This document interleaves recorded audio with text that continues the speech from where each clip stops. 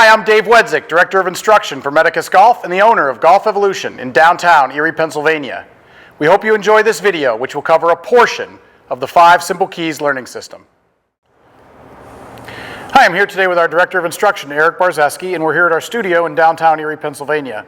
We're going to show you a little drill that talks about Pure Strike key number 3, flat left wrist, and how we go about sort of achieving a flat left wrist and maybe getting some good feedback by doing this drill a certain way and knowing whether we've done it correctly. Right. All right, so first, and again, we're on a mat here because we're inside, but when you're outside, you know, you got to take your golf balls, you're going to lay your first golf ball down that you're going to hit, and for the purposes of this, you know, approximately a shoe's width, I'm going to set a second golf ball behind it, and on a slight angle, maybe not directly straight behind it, but on a slight angle so he can understand that the path of the club does move slightly to the inside on the way back, okay?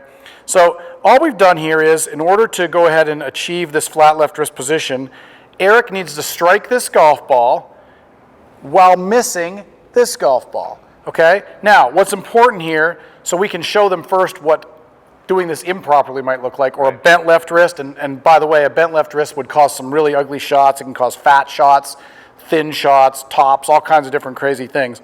So if Eric would do this sort of, let's call it incorrectly, where he maybe flipped at the ball or bent his wrist like that, you can see he hit that back golf ball first, okay? So that golf ball wasn't there, that might have been struck extremely fat, extremely thin.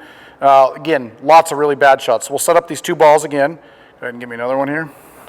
Again, I'll take my, approximately just 1 shoe width, something like that, put it in there.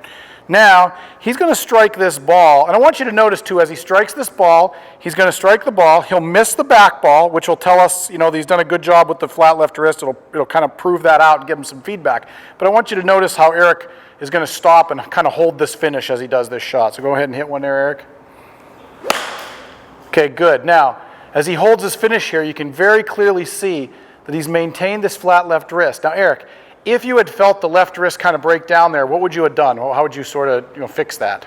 I'd immediately want to correct it and put it in this position so that I don't waste a swing. I can still learn from a bad swing by correcting it. He's going to want to make sure he does that correctly. One more here real quick, Eric. Grab another ball. I'm going to have you do one. That was at a pretty good speed. For the people out there that are just learning to do this and you maybe haven't figured out how to do this quite correctly yet and you got to learn, I'm going to have you do one at a really just kind of small speed, almost like a little chip shot. Good, really good job. Check that left wrist. Great job. Hope this helps.